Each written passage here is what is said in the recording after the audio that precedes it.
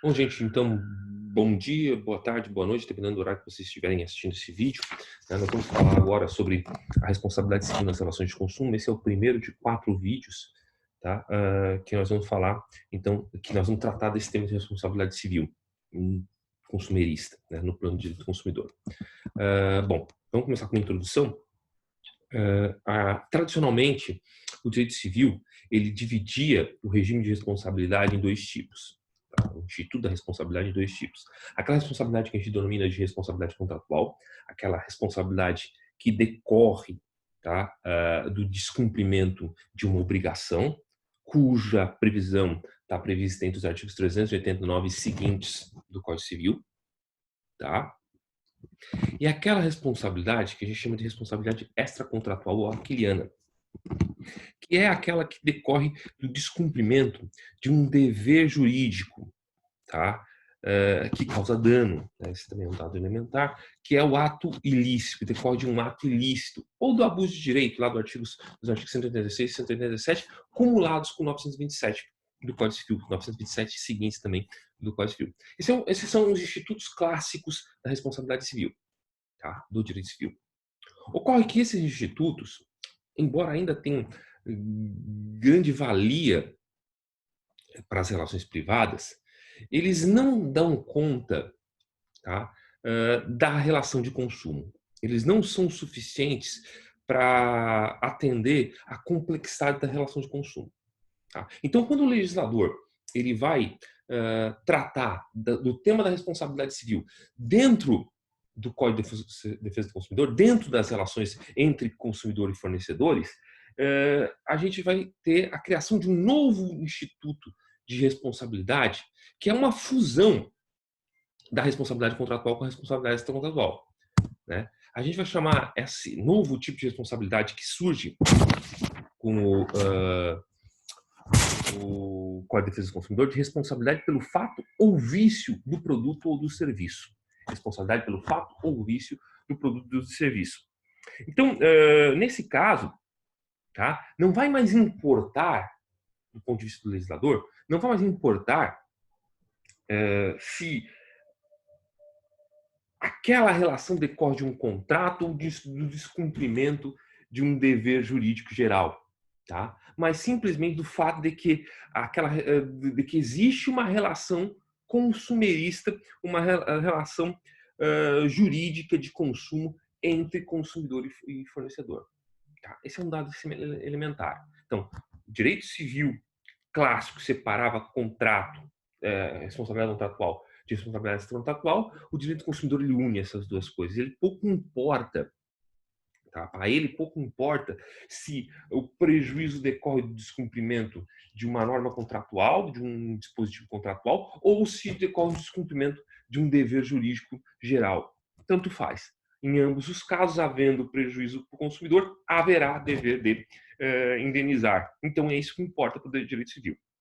Essa é a primeira grande transformação no Instituto da Responsabilidade Civil no âmbito do direito do consumidor. A segunda grande transformação também vai ser uma inversão, tá, da lógica da responsabilidade civil tradicional lá do direito civil, tá, do Código de Defesa, do Código Civil. Então, a responsabilidade civil lá no Código Civil, tá, essa que eu falei dos artigos 926 e 927 seguintes do Código Civil, tá, ela é uma responsabilidade que tem como base, tá, a noção de culpa. Tem como base a noção de culpa. Então, para que haja responsabilização de alguém, tá? Para que haja a responsabilização de alguém, tá? No plano civil, é imprescindível que haja a culpa nesse sentido lato sensu, que inclui, no direito civil, geralmente a culpa é lato sensu mesmo, ou seja, ela inclui tanto o dolo quanto a culpa estricto sensu, lá do direito penal, tanto a vontade de produzir o resultado quanto a produção do resultado por imprudência, negligência ou imperícia. Tanto faz, o direito civil isso é irrelevante, tá? Mas o que importa é que aquela conduta ela tem que ser culposa, tem que ter culpa. Tá? Tem que ter culpa. Só excepcionalmente se adota algumas situações em que a culpa não importa. Aí a gente vai falar naquelas situações em que existe a responsabilidade objetiva. Tá? Então, no direito civil tradicional, a responsabilidade é subjetiva como regra. Subjetiva como regra, por quê? Porque é necessário, é um elemento, é um pressuposto, tá? Do dever de indenizar a culpa. Bom, no direito do consumidor, a responsabilidade civil muda de cara. Ela se inverte. Por quê? Porque se no direito civil a regra é a responsabilidade subjetiva, a existência de conduta culposa para caracterização e dever de indenizar, no direito do consumidor, a regra é que a responsabilidade vai ser objetiva. Ou seja, que basta que haja uma conduta, não é necessário que essa conduta seja culposa. A base do direito civil, tá? Quando falar em responsabilidade civil, é culpa. A base do direito civil, do direito do consumidor, quando se fala em responsabilidade civil, é o risco. Já vamos tratar sobre isso daqui a pouco. Já vamos falar sobre a teoria do risco, tá? Então, se no direito civil precisava de uma conduta culposa, agora basta uma conduta. Só excepcionalmente, vejam a inversão, só excepcionalmente é que o Código de Defesa do Consumidor vai adotar a responsabilidade subjetiva, tá? Um exemplo é no caso do prestador de serviço profissional liberal, né, da responsabilidade profissional liberal, do advogado, médico, do médico cirurgião, etc. Tá? Bom, nesse caso aí, a responsabilidade será subjetiva, mas vejam, é a exceção. É a exceção no Código de Defesa do Consumidor. A regra é a responsabilidade objetiva. Isso por quê? Isso porque o Código Civil adota o que a gente chama de teoria do risco da atividade. O que é a teoria do risco da atividade? Tem aqui um conceitozinho bem interessante do Orlando Celso da Silva Neto. Ele é professor da Universidade Federal de Santa Catarina, inclusive meu colega de conselho da OAB, Conselho Estadual. Vê o que ele diz aqui. Ó. A ideia-chave dessa teoria, o risco da atividade, é que o empresário, ao optar por explorar e exercer a atividade empresarial, passa a ter o ônus de arcar com as consequências advindas dessa exploração. Isto é, com os riscos advindos, com os riscos dela advindos. Não só quando age com culpa, mas quando age. Mas quando age. Então, a ideia é assim, ó. Se alguém se coloca, se alguém escolhe se colocar na posição de fornecedor, tá? Obviamente, como regra, ele vai colher os frutos de sua atividade, lucro, tá? Vai colher o lucro. Mas ele também tem que suportar os ônus advindos dessa mesma atividade, tá? Então, vai arcar também pelos riscos, tá? E, de alguma forma, esses riscos são sempre diluídos no preço que é colocado ao consumidor, no preço do produto ou do serviço. Tá? Então, esse é um dado importante. A gente chama esse tipo de risco de risco-proveito. Tá? De risco-proveito. Risco-proveito é aquele que advém, né, em que a responsabilidade advém do fato de que ele se beneficia do risco da sua atividade. Tá? Por outro lado, também vai ser uma base da responsabilidade civil no âmbito do direito do consumidor, o que a gente chama de teoria da qualidade. O que é a teoria da qualidade? Tá? A gente pode resumir a teoria da qualidade numa ideia bem simples. Qual é essa ideia? O fornecedor tem um dever de qualidade. E você pode perguntar, professor, mas o que consiste qualidade? Basicamente, e eu estou aqui citando um jurista, um doutrinador, que é o professor e ministro do STJ, Herman Benjamin, tá? Qualidade significa segurança e adequação. Tá? Eu vou ter dois tipos de qualidade, então. Qualidade de segurança, qualidade adequação. Cada uma dessas qualidades protege um aspecto distinto da pessoa do devedor. Tá? A qualidade de segurança, ela está preocupada com incolumidade física, tá? E ou psicológica do consumidor. Tá? O que importa, quando eu estou falando em qualidade de segurança, tá? é que o produto colocado, o serviço oferecido pelo fornecedor no mercado de consumo não possa causar danos para o consumidor, além daqueles esperados do próprio produto, tá? Do próprio serviço. Então, vamos lá. Né? Obviamente que se eu sou fumante, eu adquiro cigarros, né? Obviamente que eu sei que aquele produto ele está causando um dano para a minha saúde, tá? Mas é um dano decorrendo da própria natureza daquele produto. Agora, se o cigarro está envenenado, né, se o tabaco utilizado no cigarro está envenenado, obviamente que isso está fora, né? Esse defeito ele vai estar fora do dano que eu naturalmente esperaria daquele produto. Tá? Então, qualidade e segurança é a preocupação com a incolumidade física, com o devedor, com o consumidor enquanto pessoa, tá? Detentora de direito à saúde, de direito a uma vida saudável e psicologicamente sã. Tá? Por outro lado, eu vou ter a qualidade adequação. Então, qualidade de segurança, qualidade e adequação. A ideia da qualidade e adequação é que aquele produto, aquele serviço, tá? Aquele produto aquele produto ou aquele serviço que são oferecidos no mercado, tá? Eles devem ser adequados à finalidade a que são destinados. Então, vejam, qualidade de segurança quer dizer, eu adquiri esse produto, o fornecedor tem que ter fica responsável por garantir que esse produto, esse celular, ele não vai me causar danos, tá? Danos físicos, danos psicológicos, tá? Mas ao mesmo tempo, esse fornecedor fica responsável também pelo fato de que esse celular também não pode, eles têm que servir à finalidade a que se destina. Ou seja, eu tenho que poder fazer ligação com ele. Eu tenho que poder atender ligações com ele. Tá? Posso ter que usar a internet, WhatsApp. Tá? Isso é a qualidade de adequação. Tá? Ou seja, o produto, o serviço deve estar adequado à finalidade. Se aquele produto se aquele produto ou serviço não estiver adequado, ele sofre de um vício, tá? Sofre de um vício, tá? Esse vício pode ser essa adequação, ou esse vício também, a gente vai falar isso melhor depois. Essa adequação, ela pode ser quanto ao desempenho, ela tem que ser adequada quanto ao desempenho, ou seja, o próprio nome diz, o produto, o serviço, tá? Deve desempenhar as funções a que se destina.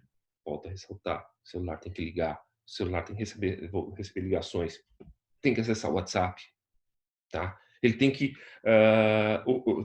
cumprir, né, as finalidades a que se destina. E ao mesmo tempo também eu tenho que falar em uma adequação durabilidade. Ou seja, esse celular aqui, ele não pode durar 2 semanas. Ele é um produto que ele é destinado a durar por um certo tempo. Eu posso ter, sei lá, esse celular por não sei quanto tempo. Claro que quando a gente fala em adequação e durabilidade, a gente tem uma coisa bastante complexa e que está começando a ser estudado dentro do direito do consumidor brasileiro, que é a ideia da obsolescência, eu não sei falar esse negócio, obsolescência programada. Bom, basicamente é a ideia de que, vamos lá, se você comprou um iPhone 4, tá? A Apple, aos poucos, ela vai impossibilitando que você faça a atualização dos aplicativos, para forçar que você abandone lá o iPhone 4 e adote modelos mais modernos de iPhone. Né? Isso é aquele nome que eu não sei falar direito ali, né? Obsolescência programada. Eu acho que é isso que fala. Mas é quando existe uma programação do próprio fornecedor para tornar aquele produto obsoleto. Tá? Então, adequação, durabilidade é a ideia que aquele produto deve ter uma duração razoável. tá? Então, qualidade, segurança, qualidade e adequação, tá? Quando eu falar em qualidade e segurança, tá? Eu vou falar que o fornecedor vai ser responsável pelo fato do produto ou do serviço. Responsabilidade pelo fato do produto ou do serviço é aquilo que está disposto entre os artigos 12 e 18 do Código de Defesa do Consumidor. Quando eu estiver falando de qualidade e adequação, eu vou dizer que o o fornecedor, ele vai ser responsável pelo vício,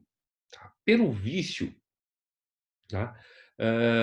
No produto ou no serviço. Aquilo que está, então, entre os artigos 18 e 25 do Código Civil. Então, basicamente, e aqui eu faço um adiantamento, né? O Código Civil, o Código de Defesa do Consumidor, ele prevê 4 espécies de responsabilidade. 4 espécies de responsabilidade. Por isso que são 4 vídeos. Tá? A responsabilidade pelo fato do produto, a responsabilidade pelo fato do serviço, a responsabilidade pelo vício do produto e a responsabilidade pelo vício do serviço. São as 4 espécies de responsabilidade civil previstas no Código de Defesa do Consumidor, que a gente vai estudar agora, cada uma em um vídeo diferente. Tá? Mas antes de a gente ir adiante, antes de a gente falar sobre eu minha bagunça aqui, sobre responsabilidade pelo fato, tá?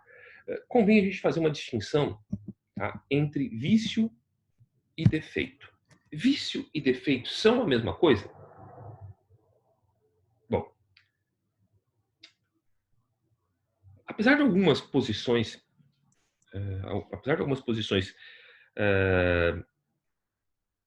divergentes, a maior parte da doutrina entende que vício e defeito são coisas distintas.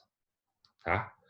O defeito vai sempre se referir à qualidade e segurança. O vício vai sempre se referir à qualidade e adequação.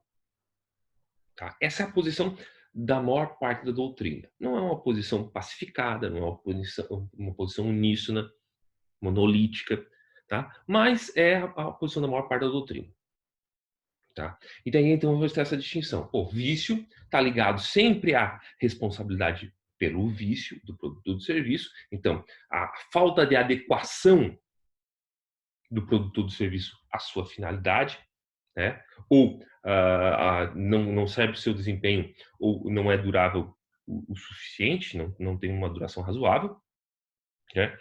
E o defeito diz respeito não à incolumidade patrimonial, que eu não falei isso antes, mas a qualidade de adequação sempre está preocupada com a incolumidade patrimonial do consumidor e não com a incolumidade física e psicológica ou psicológica, né?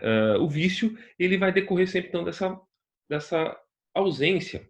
Ah, não, desculpa. O defeito ele vai ser sempre ligado à qualidade e segurança. A qualidade de segurança. Para ilustrar bem, aqui eu vou pegar um conceito do Sérgio Cavalieri Filho, que ele diz assim, a palavra-chave neste ponto é defeito. Ambos decorrem de um defeito do produto ou do serviço.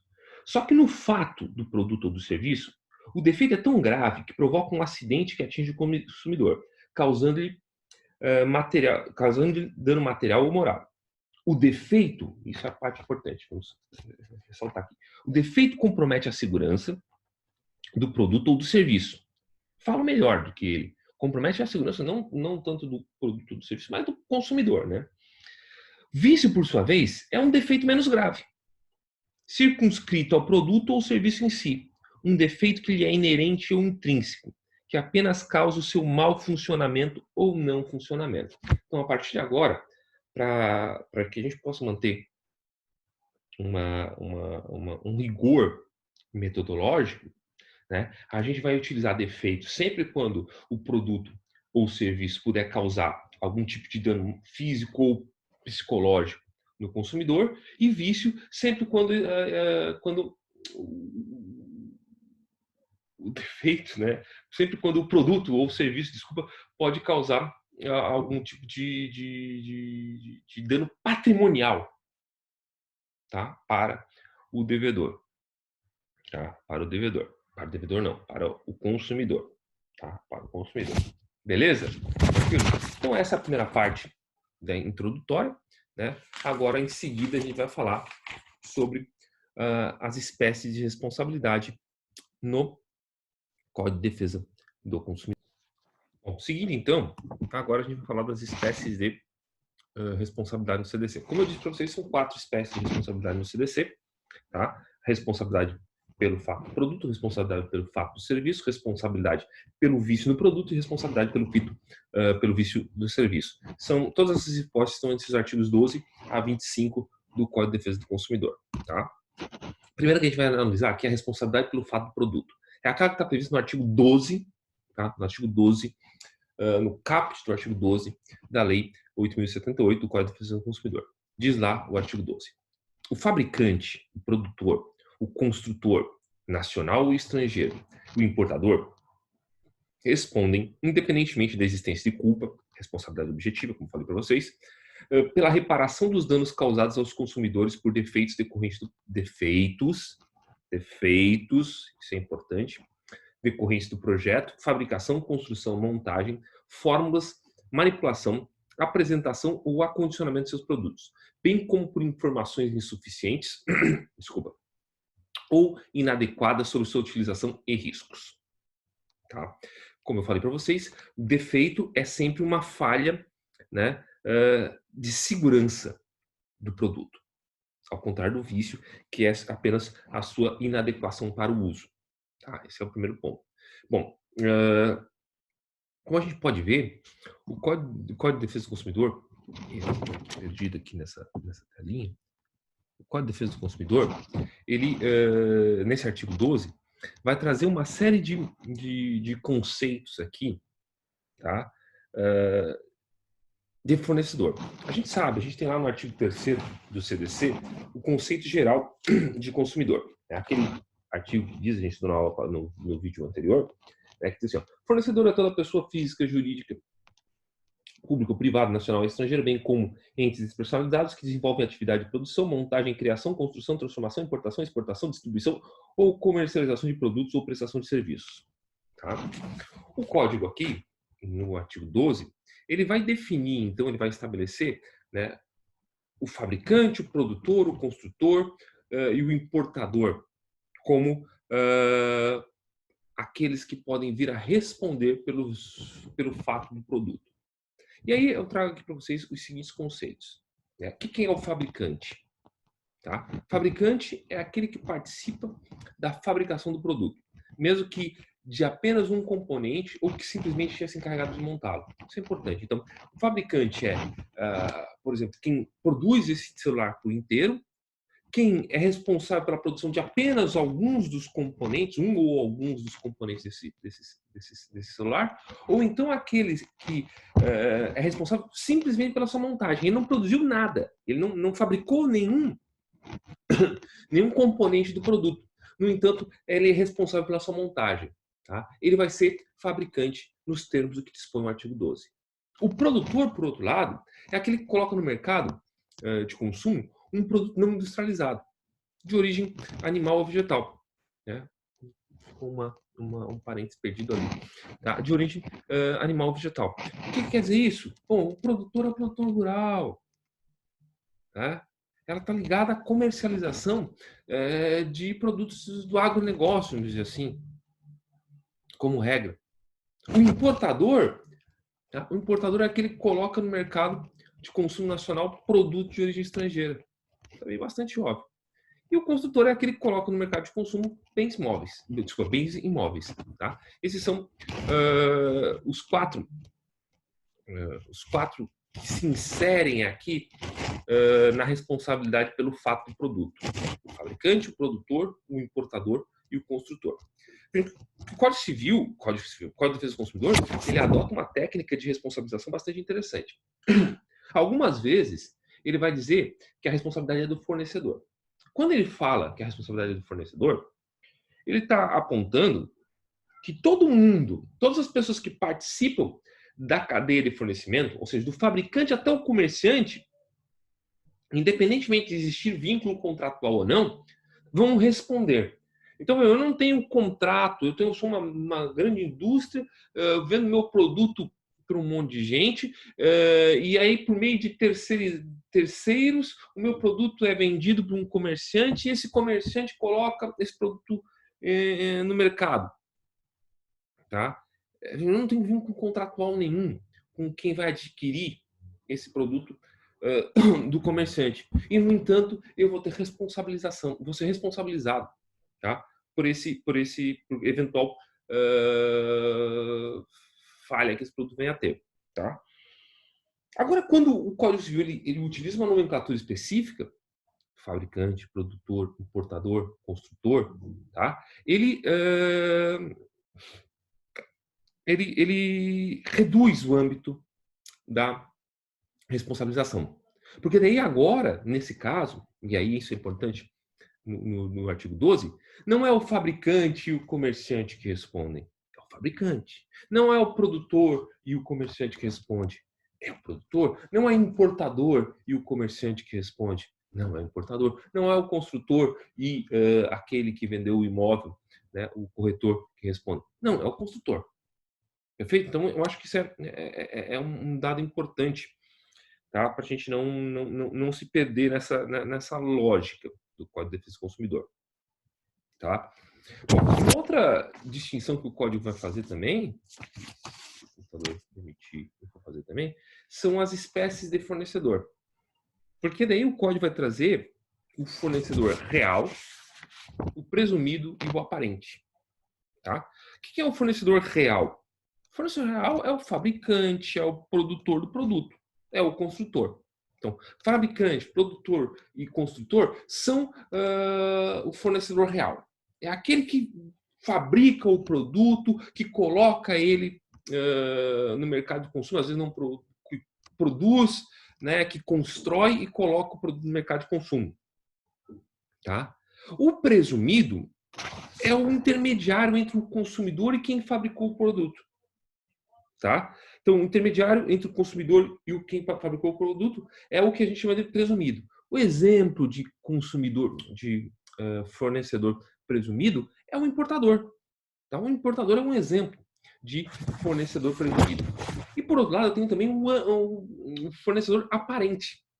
É aquele que ele coloca uma marca no produto e gera, por conta dessa marca, uma confiança naquele produto. É o franqueador. É o franqueador. Né? É aquele que faz uma marca. Né? E por conta disso, se responsabiliza também na condição de fornecedor pelos eventuais malefícios que esse produto possa causar à segurança de outrem. Tá? Então, as espécies de fornecedor aqui são todas essas daqui. Tá? Real, aquele que fabrica, produz ou constrói. Tá? Presumido, o que importa, o que serve de intermediário entre o produto e quem fabricou o produto e o consumidor, né? No caso, o importador. E, por fim, o aparente, que é aquele que coloca uma marca no produto, cria confiança do consumidor em relação àquele produto justamente por conta daquela marca, né? E por conta disso fica responsável. Né? Então, o que é o franqueador? É o franqueador, aquele que oferece, que franqueia a sua marca para outrem explorar economicamente ela. Tá? Bom, os pressupostos de responsabilidade pelo fato produto estão no artigo 12, caput e parágrafos 1º e 2º do CDC. Não consigo encontrar aqui, só um minutinho. Tá. Os pressupostos de responsabilidade, os pressupostos da responsabilidade pelo fato produto, eles não diferem dos pressupostos de responsabilidade, da responsabilidade civil, do direito civil como um todo. Então, a gente vai ter lá como primeiro pressuposto a conduta. Tá? A conduta.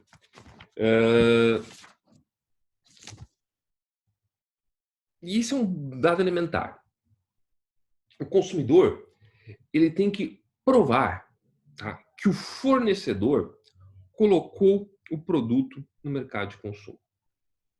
Tá? Então, deve haver aquele produto que eu estou lá reclamando, né, quanto o defeito, o defeito quanto à segurança, tá? Ele deve ter sido colocado no mercado, né, pelo fornecedor, a quem eu alego responsabilidade, a quem eu imputo responsabilidade. Né? Então vamos lá, eu fui lá no camelô e comprei um óculos Ray-Ban, ciente que é falsificado, né? Ou mesmo não ciente, mas fico andando um tempo com aquele óculos falsificado e aquele óculos ele causa em mim depois algum problema de visão. Eu não posso, nesse ponto, tentar imputar responsabilidade à Ray-Ban, né, pelo defeito que aquele produto causou, né, na minha incolumidade física. Tá? Por quê? Ora, porque não foi ela, a Ray-Ban, que colocou aquele produto no mercado. Tá? Pelo que eu destaquei ali, o que está no caput do artigo 12, né, que é independentemente da existência de culpa. Volto a ressaltar para a gente jamais esquecer. A responsabilidade pelo fato do produto é responsabilidade objetiva. Tá? Não compete ao consumidor, tá, a atribuição de provar que houve culpa por parte do fornecedor. Tá? Basta que tenha tido uma ação que causou um dano. Tá? E aí vamos ao segundo pressuposto, justamente o evento danoso. É o dano. Tá? O evento danoso, ele tem que ser sempre, o dano, então, ele tem que ser sempre extrínseco ao produto. Tá? Por extrínseco ao produto, eu quero dizer que esse dano, ele tem que, de alguma forma, prejudicar o consumidor. Tem que causar algum tipo de prejuízo para o consumidor. Tá? Aliás, né, dano só existe na medida que existe prejuízo. Tá? Um dos pressupostos do dever geral de indenizar é justamente a existência de dano. Não havendo dano, não há o que indenizar. Não havendo prejuízo, não há dano. Né? Então, é fundamental que o dano cause algum tipo de prejuízo. Né? E aí o prejuízo pode ser o celular que explode. Né? O celular que explode. E daí, sei lá, me causa um dano estético. Né? Me causa um dano moral. Me causa até um dano patrimonial, porque a própria perda do celular que eu vou ter. Né? Tudo isso, beleza, tranquilo. Mas tem que ser extrínseco ao produto. Depois, o terceiro pressuposto é o nexo de causalidade. Entre essa conduta e o evento danoso, deve haver o quê? Uma relação de causalidade. Tá? Uma resolução de causalidade. Então, eu, enquanto consumidor, para que eu possa exigir uma indenização no fornecedor, eu preciso dizer, bom, existe uma conduta, qual é a conduta? O fornecedor colocou aquele bem, aquele produto à disposição no mercado de consumo, né? Houve um dano, tem que demonstrar qual foi o prejuízo que eu tive, e entre esse dano, tem que demonstrar também que entre esse dano e aquela conduta há um nexo de causalidade, né? Que aquele meu dano decorre daquela conduta. Tá? Então, esses são os pressupostos comuns, gerais, né, do direito civil, do direito de dever de indenizar. Mas no caso específico da responsabilidade pelo fato do produto, é necessário também que eu demonstre a existência de um defeito. Tá? E aí o parágrafo 1º, do artigo 12, ele vai dizer assim, ó, o produto é defeituoso quando não oferece a segurança que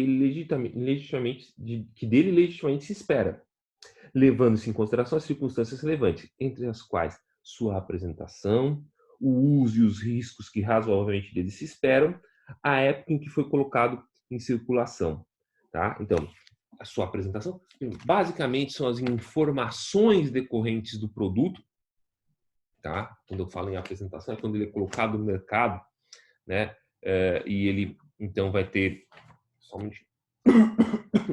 Eu vou ter que demonstrar que eu informei, né, a população sobre os eventuais riscos que esse produto pode oferecer, né? Também eu vou ter a situação, né, do uso e os riscos que razoavelmente dele se esperam, é o que eu falei para vocês do cigarro, entende?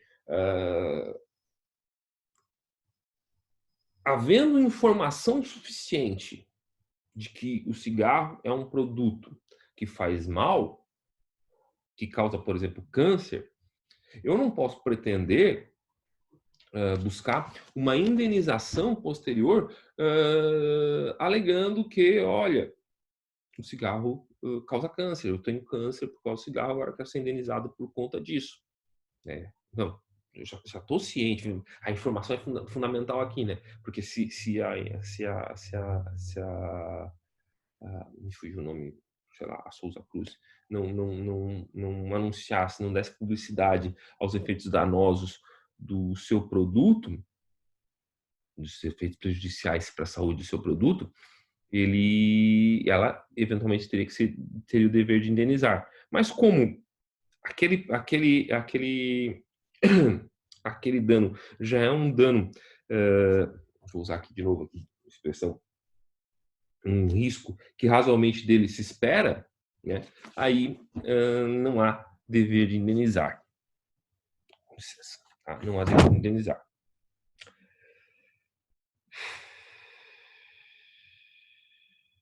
O que mais?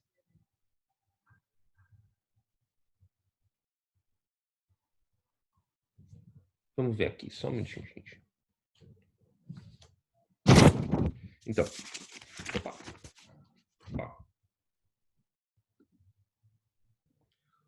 O último inciso que trata da época em que foi colocado em circulação o produto, tá? É basicamente isso. É uma ideia de que se era possível, né, na época em que o produto foi colocado em circulação, se era possível antever os malefícios que ele poderia causar à incolumidade física ou psicológica do consumidor.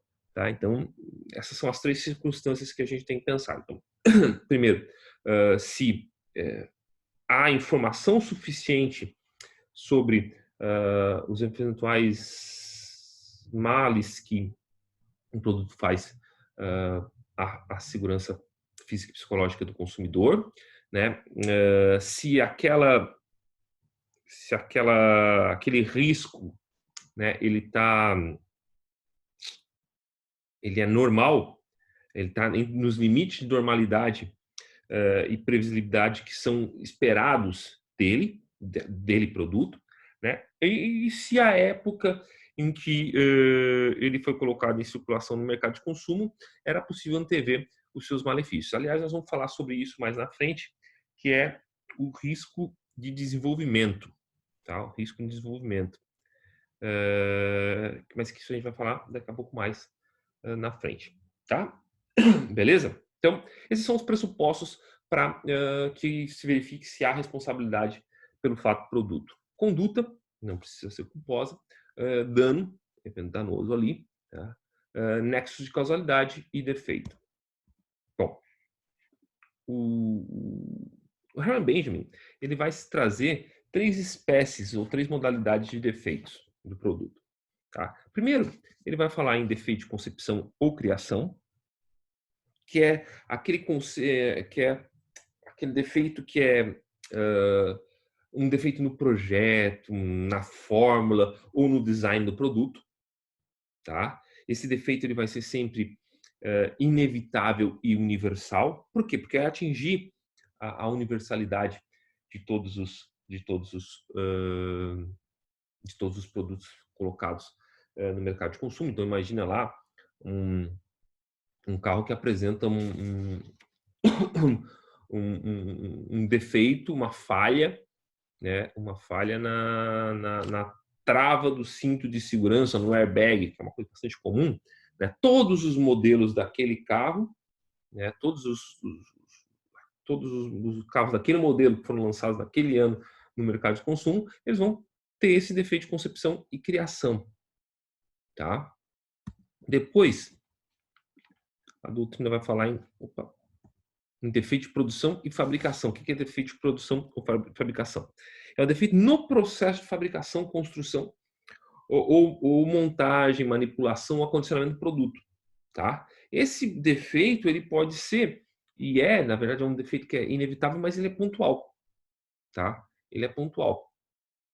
Ele não necessariamente abrange a universalidade dos produtos colocados à disposição do mercado. Pode ser um lote, né, específico que daqui a pouco foi utilizado uma certa substância para aumentar a validade, o tempo de validade de uma cerveja, como aconteceu lá no caso daquela cervejaria lá de Minas Gerais, né? Isso é um defeito do produto ou na fabricação. Não é a concepção em si do produto, mas é determinados lotes e tal que foi feito isso.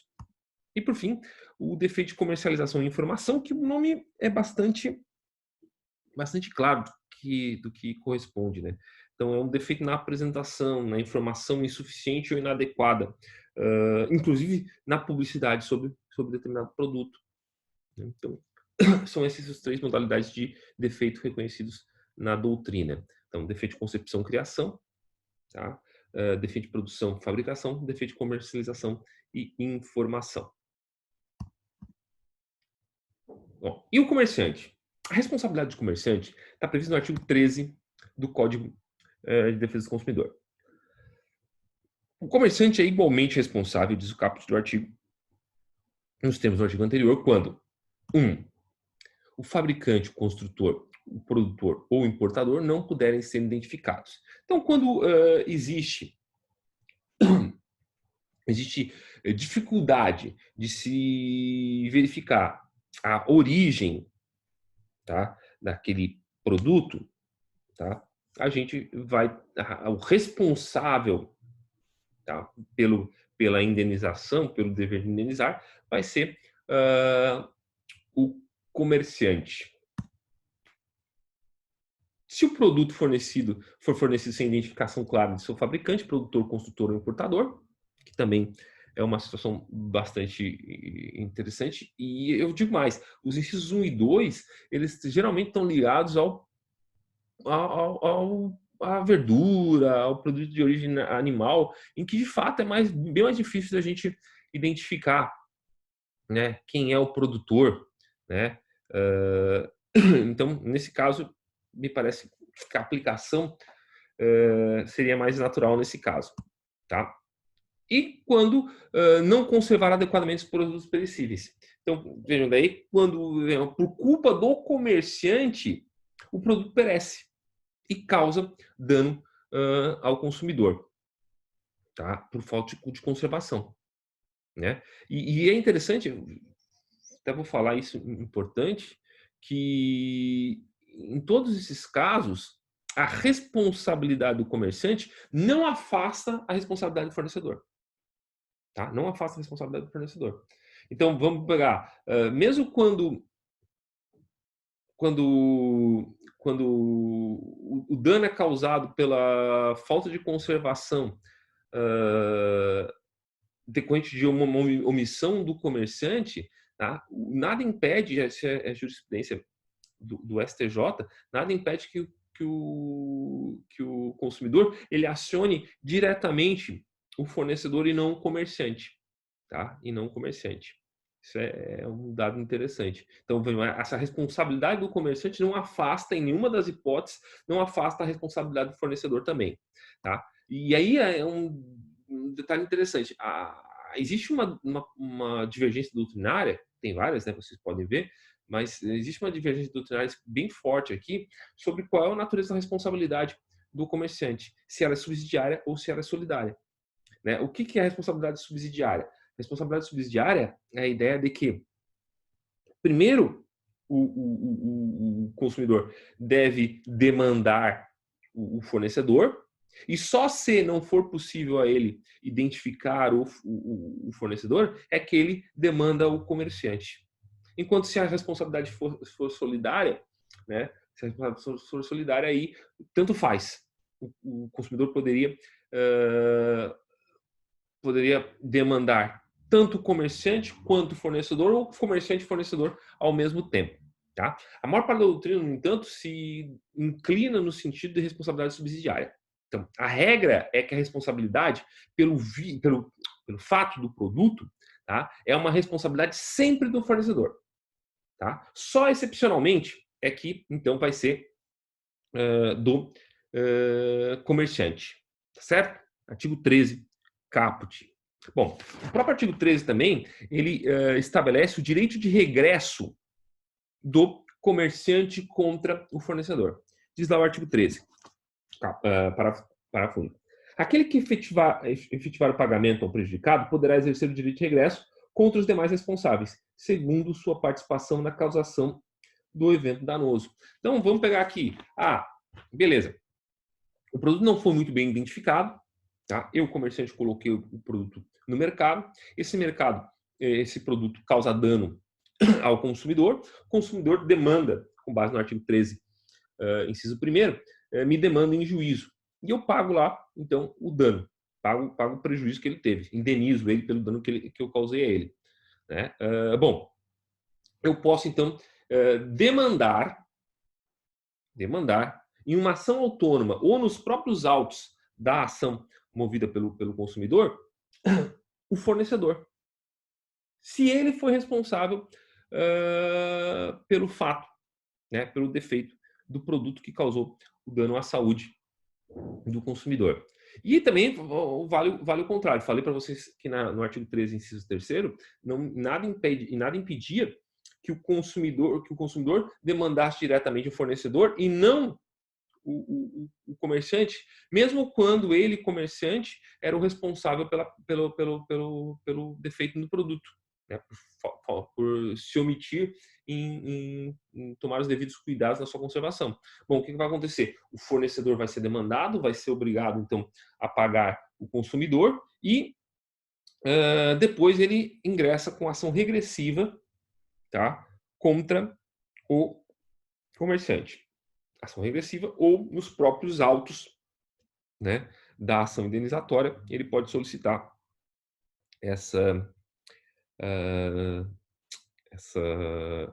esse ressarcimento, né? Direito de regresso, acho que vocês estão tudo na 10ª fase, eu não preciso explicar para vocês o que é direito de regresso, tá? Mas vamos tá. É a ação que aquele que paga, né, pelo que não devia pagar, tá, move contra quem devia ter pago. É uma coisa mais ou menos assim. Denunciação da lide, tá? E aí vem uma questão. Ainda que caiba direito de regresso, tá? Não cabe aqui a utilização do Instituto da Denunciação da lide. Tá? O Instituto da Denunciação da lide está lá no 125. Tá? O que diz o artigo 125? É admissível, do CPC, tá? Do CPC, tá? Diz lá o artigo 125 do CPC. É admissível a denunciação da lide promovida por qualquer das partes, inciso 2, àquele que estiver obrigado por lei ou pelo contrato a indenizar em ação regressiva o prejuízo de quem for vencido no processo. Então, a ideia da denunciação da lide é o seguinte: bom, eu vou lá, vamos pegar, se fosse admitido, eu sou comerciante, estou sendo demandado em juízo por qualquer uma dessas hipóteses do artigo 13 do CDC, né? E aí eu faço, na minha contestação, eu denuncio da lide, né, ou denuncio a lide, que é o correto, né? Eu denuncio a lide o fornecedor. E aí o juiz vai receber, vai ver se é o caso ou não de denunciar a denunciação da lide, vai então abrir prazo, vai citar e abrir prazo para o fornecedor contestar a ação, etc. e tal. Bom, o que acontece? O artigo 88 do Código de Defesa do Consumidor, ele expressamente veda a denunciação da lide no caso de responsabilidade por fato do produto. Tá lá no artigo 88, vou ler para vocês. Tá? 88 diz assim, ó. Nas hipóteses do artigo 13, parágrafo 1 desse código, a ação de regresso poderá ser ajuizada em processo autônomo. Beleza, eu falei para vocês. Facultada a possibilidade de prosseguir nos mesmos autos. Também pode ser no mesmo processo. Vedada a denunciação da lide. Tá? Vedada a denunciação da lide. Tá? Vedada a denunciação da lide. Existe uma discussão se essa vedação da denunciação da lide ela é extensiva também para a responsabilização por fato de serviço. Tá? Existe uma discussão. A gente vai ver isso depois lá quando falarmos no próximo vídeo de responsabilização por fato do serviço. Então, não pode haver denunciação da lide, tá? Quando se tratar de responsabilidade por fato do produto. Tá?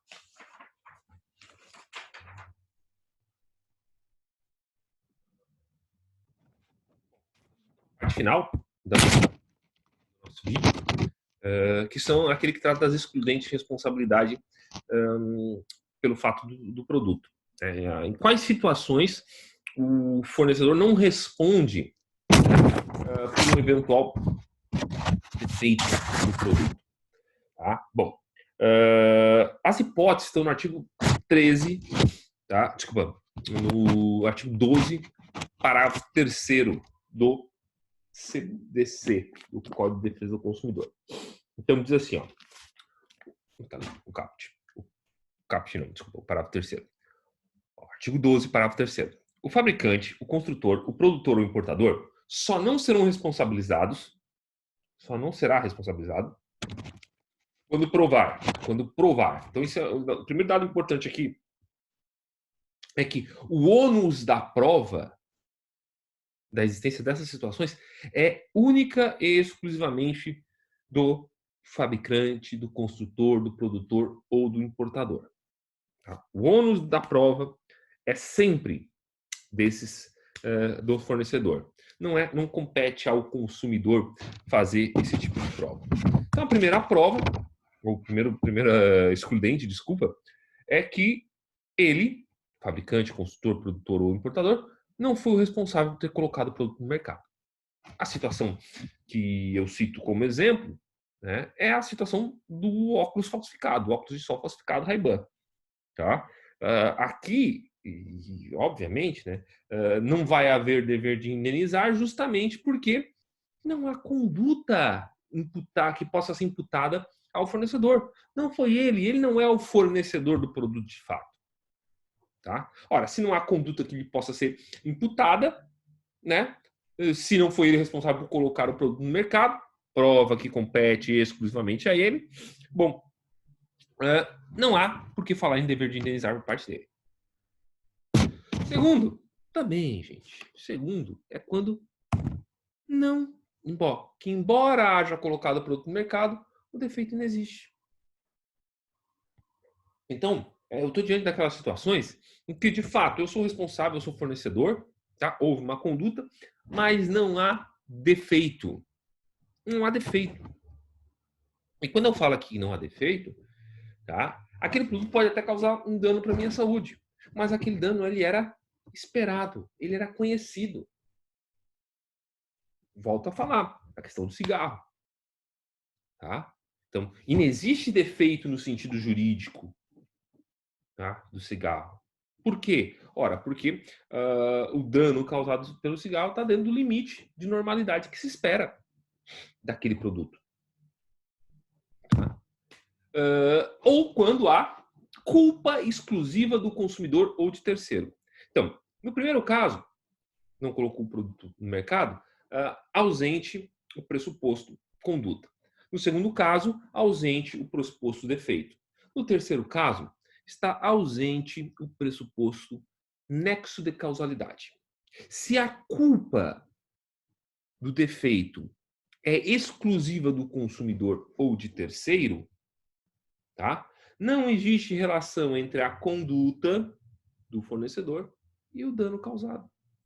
Se não existe relação entre esses dois elementos, se não existe nexo de causalidade entre eles, o que acontece? Puf, extingue-se, tá? A responsabilidade do fornecedor, tá? Então, esse é um dado interessante. Bom, e aí o que acontece quando tem culpa concorrente? O que é a culpa concorrente? Quando eu tenho uma culpa, parte da culpa, né? Ela é do consumidor ou de terceiro. No sistema do Código de Defesa do Consumidor, no que ele é seguido pelo STJ, tá? A culpa concorrente não afasta, não exclui a responsabilidade. Ela apenas atenua para fins de quantificação do dano. Tá? Então, se houve culpa concorrente, se tanto o consumidor quanto o fornecedor contribuíram, né, para o defeito e para a produção do dano, né, isso não exclui responsabilidade do fornecedor. Tá? Só vai importar porque lá no final, né, quando for fixada, arbitrada a indenização, vai ser quantificado, então, um prejuízo para a finalidade de indenização, isso vai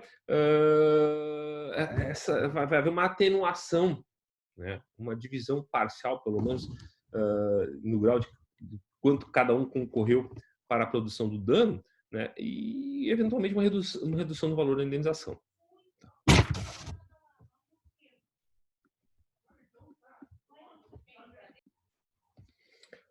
Bom, por fim, resta, aliás, não por fim, mas quase chegando ao final, resta a questão do caso fortuito de força maior. Né? Existe uma grande, uma gigantesca discussão na doutrina se caso fortuito e força maior são a mesma coisa, se são sinônimos, se não são sinônimos. Com todo respeito, eu não vou entrar nesse ponto. Né? Basta lembrar que o Ponte Miranda, por exemplo, entende que, do ponto de vista prático, essa distinção não tem efeito nenhum. Né? O que importa a gente saber é que o caso fortuito de força maior pode ser definido, está no artigo 393, parágrafo único do Código Civil, tá? Deixa eu pegar aqui ele, 393, tá? Ó, caso fortuito ou de força maior, verifica-se no fato necessário cujos efeitos não era possível evitar ou impedir. Então, o que é caso fortuito de força maior? Um fato necessário com efeitos imprevisíveis e inevitáveis, tá? Imprevisíveis e inevitáveis, tá? Bom, o que acontece? O caso fortuito de força maior, ele é também um excludente de responsabilidade. Por quê? Porque ele rompe, tal como acontece ali com a culpa exclusiva do consumidor e o de terceiro, ele rompe com um nexo de causalidade. Tá? Ele rompe com um nexo de causalidade. Tá? Então, havendo como regra, caso fortuito, a ocorrência de um caso fortuito de força maior, de um evento inevitável, imprevisível, tá? Bom, aí nesse caso, eu vou estar diante de um excludente de responsabilidade e o fornecedor não vai ser obrigado a indenizar. Mas é preciso tomar algum cuidado, porque não é todo caso fortuito ou de força maior que afasta a responsabilidade do fornecedor. Isso porque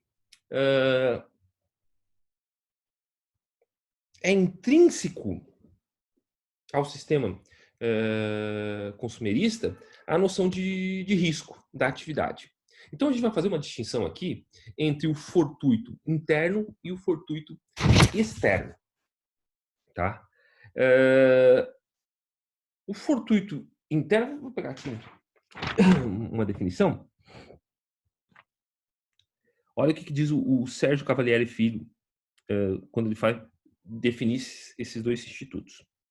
O fortuito interno, assim entendido, o fato imprevisível e, por isso, inevitável ocorrendo no momento ocorrido no momento de fabricação do produto ou da realização do serviço, não exclui a responsabilidade do fornecedor porque faz parte de sua atividade. Liga-se aos riscos do empreendimento, submetendo-se à noção geral de defeito de concepção do produto ou de formulação do serviço. Tá? Então, se o defeito ocorre antes da colocação do produto no mercado, tá? Ou durante a prestação do serviço, tá? Pouco importa saber qual o motivo, tá, que determinou o defeito. O fornecedor vai responder, tá? Ele vai ser sempre responsável.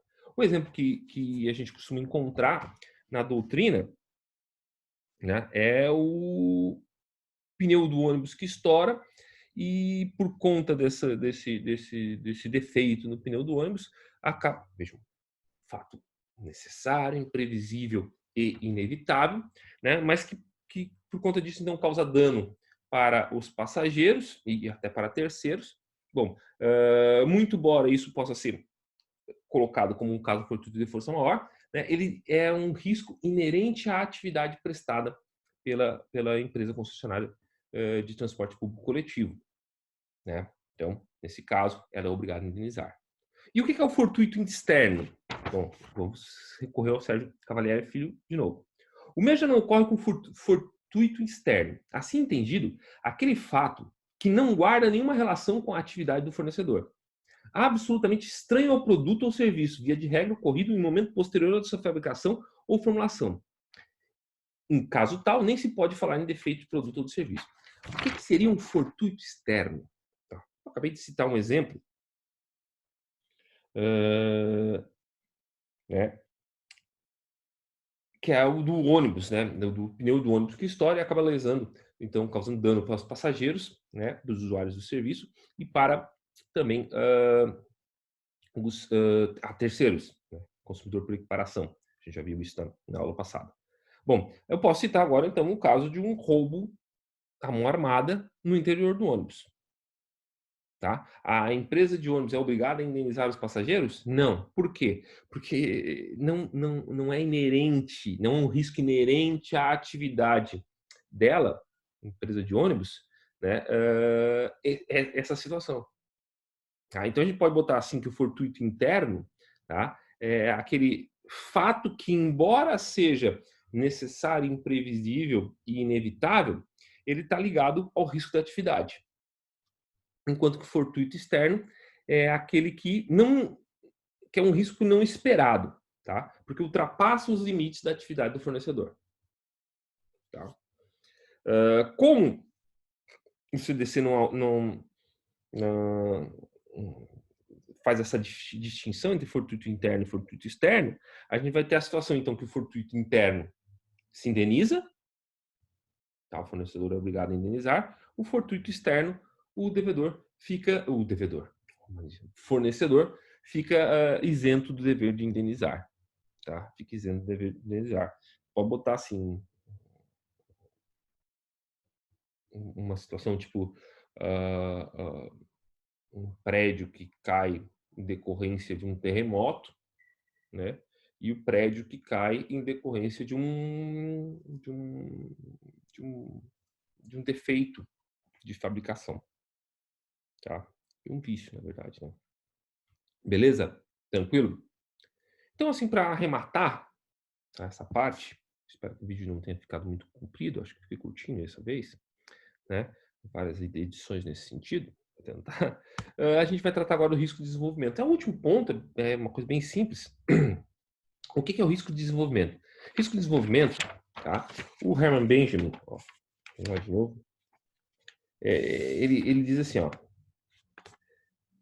risco de desenvolvimento, não, desculpa, risco de desenvolvimento, tá? Eles são os defeitos que, em face do estado da ciência e da técnica à época da colocação e circulação do produto ou serviço, eram desconhecidos e imprevisíveis. Então, é o risco que não podia ser conhecido cientificamente no momento em que o produto foi colocado no mercado de consumo. Tá? Bom, vamos pegar o exemplo, poderia ser um exemplo de uma vacina agora contra o coronavírus. né? É uma vacina que tenha sido lançada, né? E que daí, posteriormente, vemos que eu tinha falado do artigo 12, parágrafo 3º, né?